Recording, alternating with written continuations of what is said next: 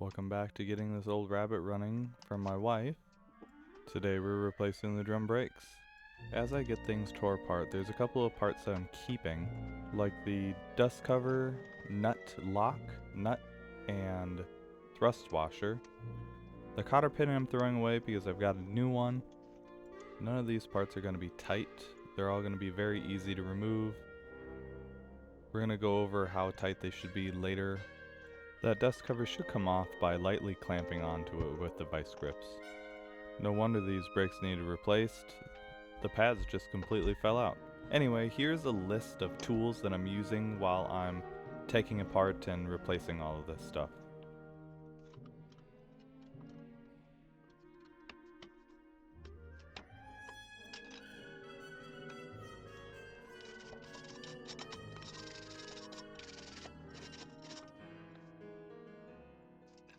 Now that the whole assembly is out, the only two parts that I'm keeping is the push bar that goes between the two pads and the adjustment wedge. I'm also replacing the cylinders. These bleeder valves I've seen in a few different sizes. Mine are 8mm, but I've also seen them in 10 and 11mm as well.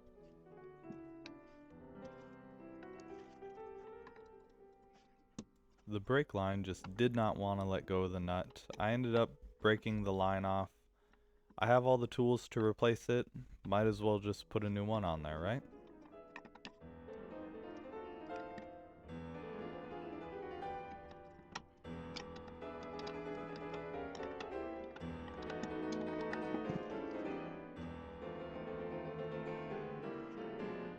These screws in the back of the cylinder are 5mm hex keys. Mine didn't want to let go. I'm hitting the cylinder. I'm not hitting it to the side. I'm not trying to break the screws. Just hitting it direct on. That way I can hopefully break free a little bit of the rust. Your mileage may vary. I'm going to be taking these spindles off just to get them cleaned up. I've got some evapor rust in a bucket. I'm going to leave them in there for a day or two.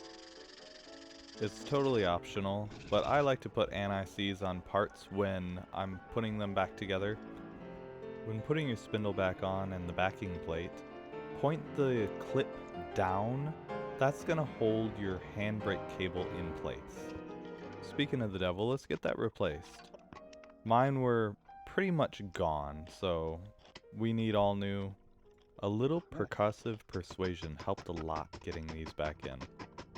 Now that I've got the e-brake cable installed, we can move on to greasing some of these wear points. This is where all the brake components are going to touch, and putting just a tad of grease on there can't hurt anything. Try to orient the fingers on the brake cylinder out so they can catch on the brake shoes. We're going to add just a touch more grease. Here's that wedge I was talking about. It has a little nipple on it. Make sure that's pointed towards the outside of the car. Here's the push bar, and it just slides on. This orange spring is called the tension spring. There's a hole and it just slides in really easy. Get your slip joint pliers and then hook it on the end of the push bar. That snap is so satisfying. Here I have the other shoe and I've pulled the emergency brake lever arm out. That helped a lot for me putting the push bar on. This light blue spring is called the return spring. It has a short and a long end. The short end hooks onto the end of the push bar, and the long side will go to the far hole of the shoe with the emergency brake spring. This dark blue thick spring is the lower return spring, and it'll hook on the bottom of the shoes in the two far holes. I'm going to push down the adjustment wedge so you can see the little hole at the bottom of it. And the tiny purple spring, that's going to go in the inner hole on the bottom of the shoe to the adjustment wedge. After that, the emergency brake cable will hook into the lever arm, and then we can start putting the whole assembly on the backing plate. Here's where having those fingers on the cylinder pointed outwards comes into play. They'll catch on the shoes. There are two different lengths of retaining pins. There's a short and a long. Look back and see if you have the short or the long and just match it to what you have. Then you'll take the short brown spring, place it onto the pin, and with a vice grip, lightly clamp onto the spring retainer, push it in, and then give it a 90-degree twist. This will help a lot when trying to get that other shoe in. It'll hold it in place like a third hand that you don't have. Then on the other side it's the same thing. Brown spring, clamp on the retainer, push, twist 90 degrees, and there you go. Now I'll just push that adjustment bar back up into place using the large screwdriver and giving it a twist. Next up, I've got a new drum with new bearings and fresh grease. We'll slide that all on.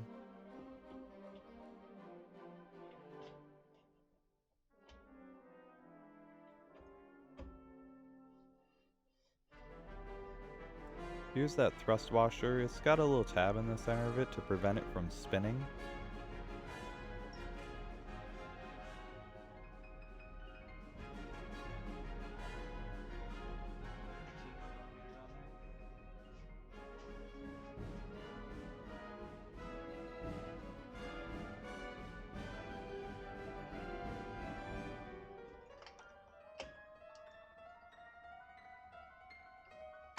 I'm going to tighten up the nut a little bit to seat the bearings and then loosen it again.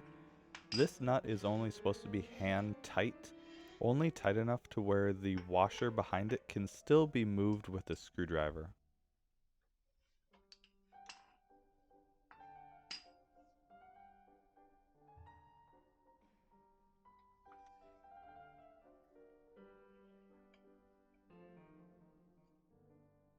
After this, we're going to put the nut lock on. If the holes in the teeth don't line up perfectly, you can tighten up that nut ever so slightly so they line up and you can get that cotter pin in place. I'm going to fold both sides of the cotter pin all the way around so the cotter pins don't touch the dust cover when I put that back on.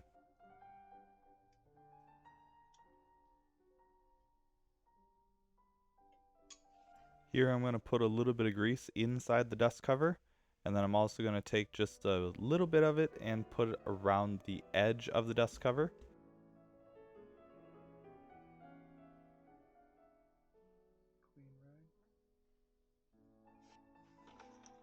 This dust cover should go in fairly easily. Just give it a couple light taps around the outer edge with a rubber mallet.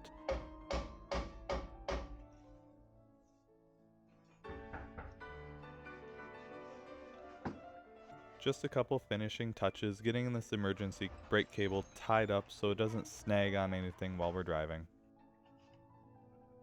And there she is, the woman of my dreams. She's been an amazing help throughout this whole process, and I tell you what, it sure makes it a lot easier having someone with you, even as a body double, just there keeping you calm.